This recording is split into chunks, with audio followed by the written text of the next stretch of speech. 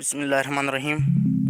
ناظرین، آج ہم آپ کو جو وظیفہ بتانے جا رہے ہیں یا ان کے لیے جو چاہتے ہیں ان کا ہونے والا شوہر یا ان کی ہونے والی بیوی نیک سیرت کا ہو اور وہ جس سے شادی کرنا چاہتے ہیں اسے شادی ہو جائے تو وہ اس وظیفے سے حاصل ہوگا انشاءاللہ۔ السلام علیکم دوستو، بہنوں اور بھائیوں، امید کرتا ہوں آپ سب خیریت سے ہوں گے۔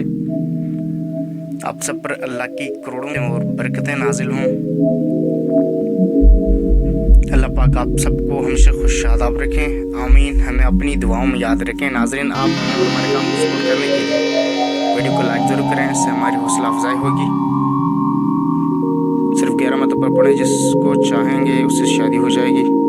ناظرین، آپ نے یہ وظیفہ صرف جمعرات کے دن کرنا ہے، کسی اور دن نہیں کرنا ہے۔ اس طرح 7 جمعرات کے دن یہ وظیفہ کرنا ہے۔